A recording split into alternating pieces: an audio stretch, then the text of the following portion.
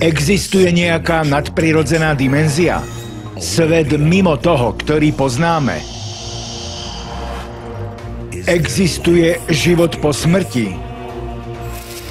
Naozaj existujú anjeli? Môžu naše sny obsahovať posolstvá z neba? Dokážeme preniknúť do starovekých tajomstiev nadprirodzená? Sú zázraky uzdravenia skutočné? Sid Roth strávil 35 rokov výskumom tajomného sveta nadprirodzená. Pripojte sa k Sidovi v tejto časti programu To je nadprirodzené. Tu je Sid Roth, vitajte v mojom svete, ktorý je prirodzene nadprirodzený. Mojím hosťom je dnes Gene Blasey. Práve sme sa rozprávali o tom, ako som len nedávno mal novú skúsenosť s tým, keď som cítil horúčavu, ktorá stúpala od môjho krku nahor. Pripadal som si, ako keby som celý horel. Toto sa stáva vám aj vašim priateľom. Vysvetlite, čo to je?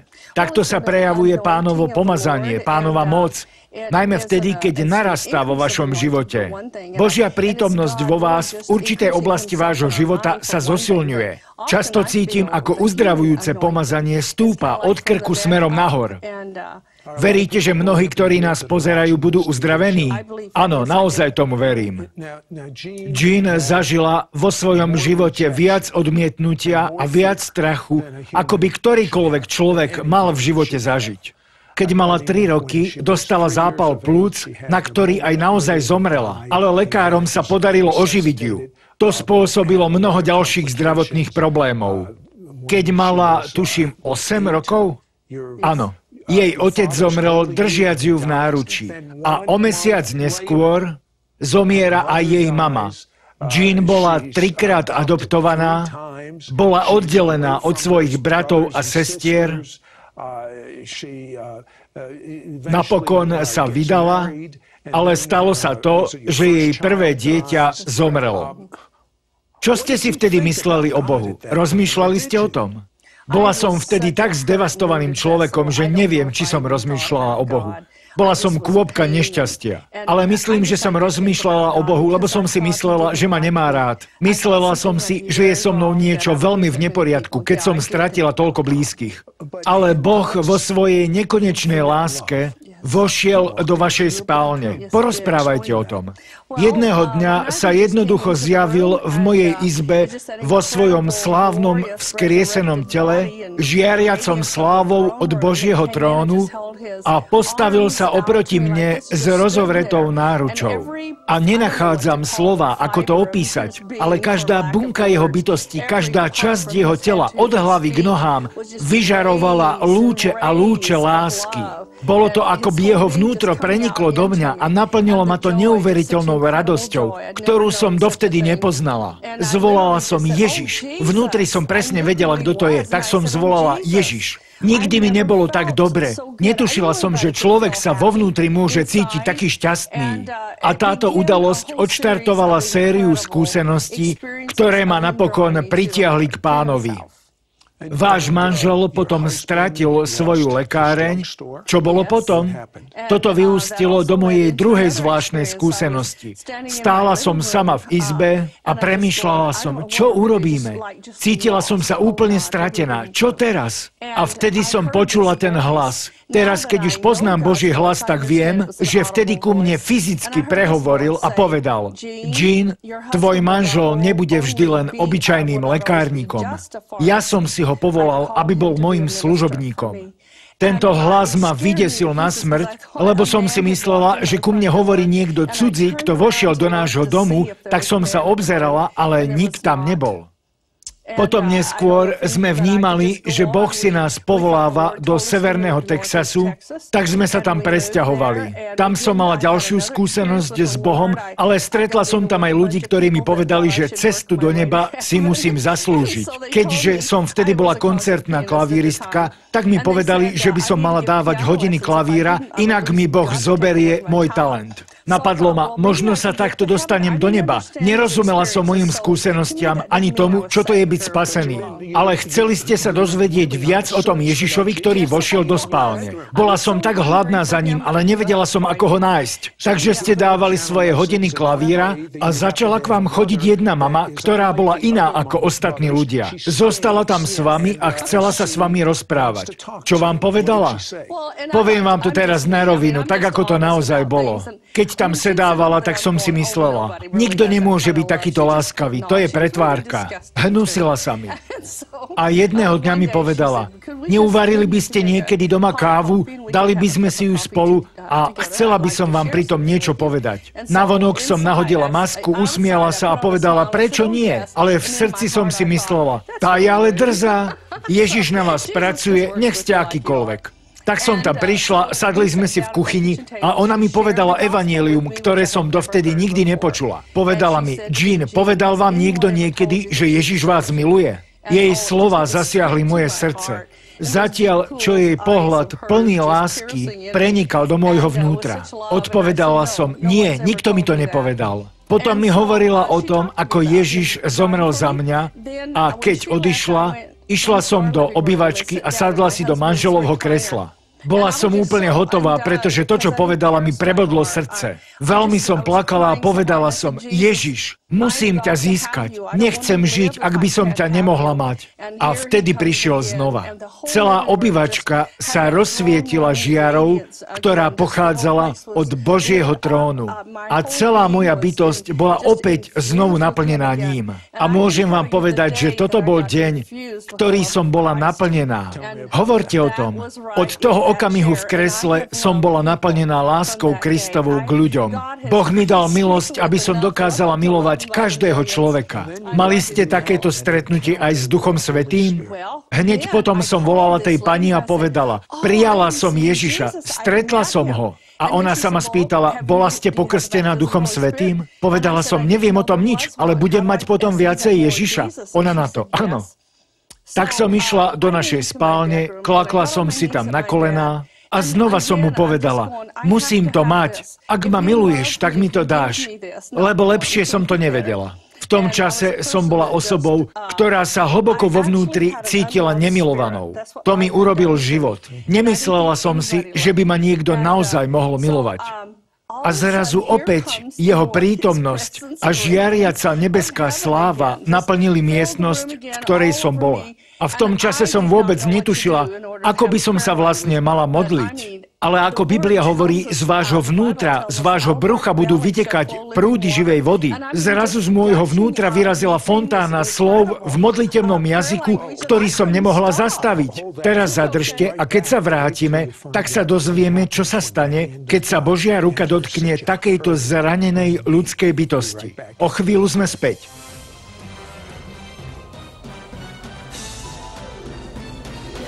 O chvíľu sme späť na To je nadprirodzené. Opäť je tu Sid Roth a Jim Blasey a niečo vám chcem povedať. Po tom, čo táto žena zažila tak veľa zlého, spoznala svojho spasiteľa, je teraz naplnená Duchom Svätým a začína hovoriť modlitebným jazykom, ktorému ju nikto neučil. A týmto jazykom oslavuje Boha. Jean, čo sa dialo potom? Bolo to ako keď otvoríte stavidla na priehrade. Modlila som sa a modlila, nedalo sa to zastaviť. A potom zrazu, tak rýchlo, ako sa to začalo, tak zrazu to aj náhle skončilo. Trochu som sklzla dozadu, bola tam pri stene stolička, o ktorú som sa oprela, a vtedy som uvidela Ježišovu ruku, ako vošla dnu do môjho vnútra. A potom zase opäť vyšla von. A vtedy som mu povedala tieto slová. Uzdravil si každé zranenie a odmietnutie, ktoré som v živote zažila. A cítila som sa, ako keby ma nikdy v živote nič nezranilo, nič sa mi nestalo. Bola som taká čistá a uzdravená. Vedela som, že suverene vstúpil do celého môjho života a spätne uzdravil všetko až do okamihu môjho počatia. Takže vás uzdravil a odstránil všetko. A to môže urobiť len Boh, čo sa týkalo jej vnútorných zranení a pocitu odmietnutia, ale diabol s jeho démonmi sa jej stále snažili zasahovať do života. Niekto povedal, že sa to ešte zhorší. Vďaka Bohu za úprimných ľudí. Žena, ktorá sa mi venovala potom, čo som prijala Ježiša Krista, mi povedala: Ginny, takto ma všetci volali, Ginny, vidíme, že sa te Boh dotkol a vieme, že ho teraz poznáš a si plná jeho lásky. Ale, drahá, potrebuješ vyslobodenie. Moja otázka opäť znela: znamená to viac Ježiša? Odpovedala: áno. Ja na to: tak poďme. Posadila sa. Bola to moja nová známa, nevedela nič o tom, ako som predtým žila. A oslobodila ma od ducha smrti, ktorý bol v našej rodine po generácie. Nie je zaujímavé to, že ona sa vás pýtala na smrť? Ako ste v detstve takmer zomreli? Áno, je to tak.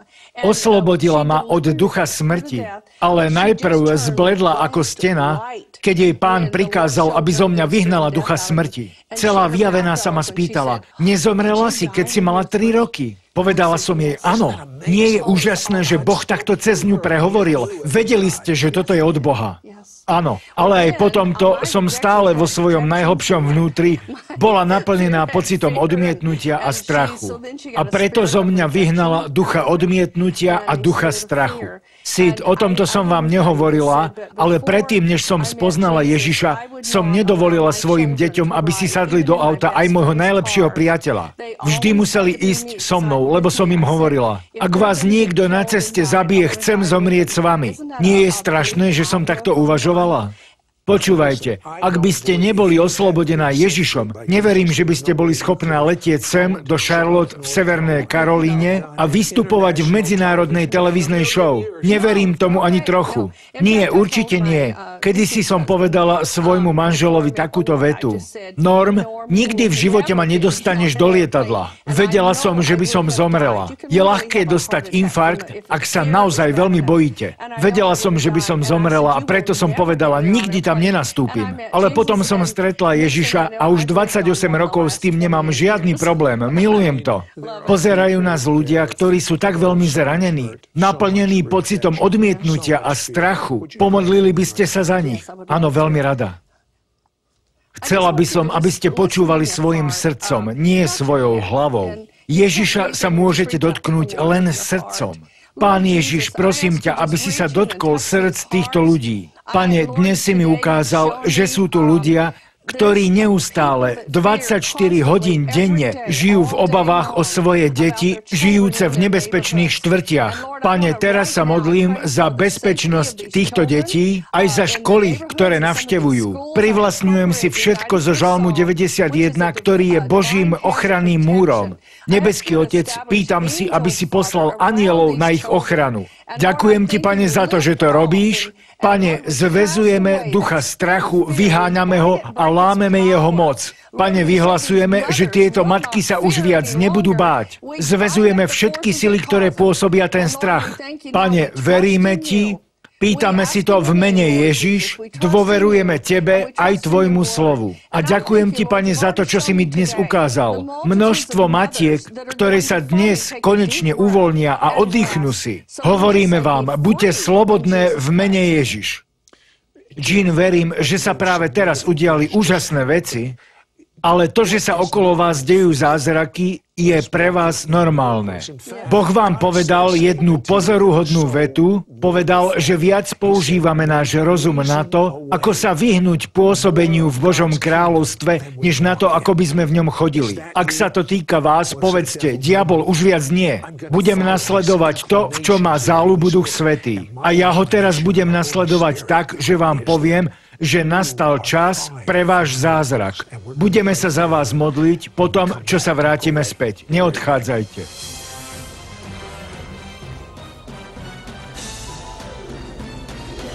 O chvíľu sme späť na To je nadprirodzené.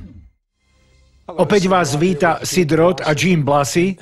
Jean, opíšte nám niektorý z vašich zázrakov. Pre Jean sú zázraky normálnou vecou a mali by byť normálnou vecou pre každého veriaceho v Boha. Mám veľmi rád vašu knihu Prorocké rybárčenie. Verím, že je v nej Božia moc k tomu, aby ľudia počuli Boží hlas a zažívali zázraky. Povedzte mi o jednom. Chcela by som porozprávať jeden príbeh pre tých, ktorí nás pozerajú a ich dieťa je drogovo závislé a možno sa vďaka tomu dokonca teraz nachádza nachádza v kóme, alebo je vo veľmi vážnom stave. Jedného dňa som prišla do nemocnice a za závesom ležalo mladé černošské dievča. Duch Svätý vo mne ma veľmi jemne ťahal smerom k nej. Keďže som ju vôbec nepoznala, tak som sa spýtala sestričky, čo je s tým dievčaťom? Povedala mi, je tak predávkovaná, že si myslíme, že sa nedožije poludnia a určite neprežije noc. Keďže človek sa skladá z ducha, duše a tela a viem, že duch človeka nikdy nespí, ale vždy počúva, dokonca aj vtedy, keď naša myseľ alebo telo nefungujú dobre. Poznám to z vlastnej skúsenosti, pretože v roku 92 som zomrela. Ešte som vám o tom nehovorila. To teda nie, ale viem, že ste sa vrátili. Áno, ožila som. Mala som akútny zápal slinivky brušnej a bolo to naozaj veľmi zlé. Ale vráťme sa späť. Keďže som vedela, že jej duch počúva, tak som sa spýtala, či sa môžem ísť za ňu pomodliť. Povedali, nič nemôžete pokaziť, aj tak zomrie. Tak som vošla do izby, kde ležala a vedela som, že jej duch počúva. Tak som sa nahla nad posteľ a povedala, drahá, nemusíš ešte zomrieť. Život stojí za to, aby si ešte žila. Nehovorila som k jej hlave, ale k jej srdcu, k jej duchu. Povedala som jej, drahá, Ježiš ťa miluje. Nemôžeš urobiť nič také zlé, čo by ti neodpustil. Má ťa rád a ja ťa mám rada tiež. Viem, že Božia moc sa uvoľňuje cez naše ruky. Len som ju takto jemne chytila za ruku a povedala som, drahá, ty môžeš žiť. Povedala som, mám ťa rada a aj Boh ťa má rád a chce ťa uzdraviť. Prikazujem duchu smrti, aby odišiel od teba v mene Ježiš Kristus. Lámem jeho moc. Hovorím do teba život. Toto som začala opakovať. Hovorím do teba život. Ži. Ži, oplatí sa to. A potom som odišla. Keď som sa na druhý deň vrátila, záves bol odhrnutý a posteľ bola prázdna. To mohlo byť aj zlé znamenie. Ja viem, čo to zvyčajne znamená. Tak som išla do miestnosti, kde boli sestričky a spýtala sa, čo sa stalo s tou mladou černošskou dievčinou, čo tu ležala. Povedali, zrazu sa postavila a poslali sme ju domov. Poviem vám, v našom vnútri sa nachádza taká Božia moc, ktorú nemá nik iný. Nič sa nedá zrovnať s Ježišovou mocou. Rada to hovorím takto. Môžeme vyzerať ako obyčajní ľudia, ale v nás sa nachádza najväčšie tajomstvo na zemi. Ježiš Kristus v nás. Takže toto bol jeden z tých úžasných zázrakov. Mala som bratranca Ralfa, ktorý žil v Colorade a nevidela som ho roky. A jedného dňa som počula meno. Ralf. Vedela som, že sa to týka môjho bratranca, tak som sa začala modliť tým jazykom, ktorý mi dal Boh. Modlila som sa a zrazu som povedala, ty, duch srdcovej porážky a smrti, choď od neho preč. Vtedy som to povedala s veľkou autoritou. Ťažko sa to teraz napodobňuje. Povedala som, v mene Ježiš Kristus mu zakazujem zomrieť. 2 dni som sa mu pokúšala dovolať telefónom, ale podarilo sa to až na 3. deň. Mimochodom, keď som sa to modlila, tak som sa pozerala na hodiny. Bolo to v pondelok o 10. ráno. A potom mi povedali, že v pondelok o 10. ráno mal otvorenú operáciu srdca a zomrel. Ale lekárom sa ho podarilo oživiť. Je toho naozaj tak veľa, čo Boh pre nás robí. Keď sa niekto za nás modlí a ani o tom nevieme, ani oni o tom nevedeli, ale je to rozdiel medzi životom a smrťou. Slúžime dobrému Bohu. Toto spája nebo so zemou veľmi rýchlo a my sme tým spojením. Iný príbeh je, keď som slúžila v západnom Texase. Často hovorievam proroctvá, lebo to je dar, ktorý vo mne mocne pôsobí a v zadnej rade bol človek asi 25-ročný, ktorého som však príliš dobre nevidela. Ale pán mi povedal, zavolaj ho sem. Ježiš má zmysel pre humor, pretože keď sa ten muž postavil, tak ma napadlo, veď on sem ani nedôjde. Ale to som nevedela, tak som mu povedala, pane, postavte sa, Ježiš chce, aby ste prišiel sem. Postavil sa a keď začal kráčať, tak som uvidela, že jeho nohy sú zmrzačené a celé telo mal tak podivne skrútené. Zo všetkých síl sa snažil, aby prišiel dopredu a keď sa tam dostal, tak mi Ježiš povedal, spýtaj sa ho, či je spasený, či je znovuzrodený. Spýtala som sa, ste spasení? On na to, viete, Myslím, že som. Odpovedala som, ja si to nemyslím. Lebo keď poznáte Ježiša, tak o tom viete. Povedal, máte pravdu. A chcete poznať Ježiša? Odpovedal, áno. Tak sme sa pomodlili modlitbu spasenia a na mužovi bolo vidieť Božiu prítomnosť. Oči mu žiarili. Potom som povedala, potrebujete moc k tomu, aby ste žili kresťanský život. Vo svojej sile to nedokážete. Potrebujete krst Duchom Svätým. Tam je tá moc. Spýtala som sa, chcete to? Odpovedal áno. Tak som mu to vysvetlila a previedla som ho cez to. A potom, viete, keď Boh prejaví svoju nadprirodzenú, nekonečnú moc, tak to môžete počuť, vidieť, vnímať, vždy sa to nejako prejaví a je to vždy presne načasované. Pán mi povedal, a celé sa to udialo takto, v jednom okamihu. Povedal mi, prikáž tým kostiam, aby sa narovnali. Urobila som to tak, ako mi povedal. Povedala som, kosti, narovnajte sa v mene Ježiš. A celé telo sa mu narovnalo. A priznám sa, že som reagovala ako človek. Povedala som, Pane, dúfam, že si to len nepredstavujem, lebo toto je naozaj tvorivý zázrak. Pastor sa postavil a povedal, mladý muž, všimli ste si, že ste asi o 8 cm vyšší? Dúfam, že to viete, že Boh chce zázračne uzdraviť ľudí práve teraz. Pomodlíte sa priamo teraz za tých ľudí? Áno, urobím to. Pán Ježiš, ďakujem ti, že si ten istý včera, dnes a zajtra, že sa nemeníš a že si dal svoju uzdravujúcu moc tým, ktorí tu na zemi patria tebe a veria v teba. Otec, teraz ti chcem poďakovať, že môžem hovoriť k pankreatitíde a že ty sa chceš, Pane, dotknúť tých ľudí. Pozerajú nás ľudia, ktorí majú rakovinu pankreasu. Nie je to jeden človek, je vás viac. Preklínam tú rakovinu a odčínam jej korene. A Pán Ježiš, čo je najdôležitejšie, pýtam si, aby si prenikol dovnútra, do pankreasu tých ľudí. Nech tam vojde Božia prítomnosť a prinesie uzdravujúcu moc do tejto oblasti. A Boh mi práve teraz hovorí takúto vec. Len si otvor svoje srdce, nerob to zložitým. Nemôžeš si to zaslúžiť ani spôsobiť, aby sa to stalo. Otvor sa, rovnako ako keď si zoberieš pohár vody a napiješ sa. Tak sa aj teraz napí Ježiša. A Pán mi hovorí, že každý človek s takouto chorobou, ktorý nás dnes pozerá, bude uzdravený. Hovoríme úplné uzdravenie pre pankreasy. Prikazujeme im, aby sa stali normálnymi a fungovali tak, ako ich Ježiš stvoril, aby fungovali.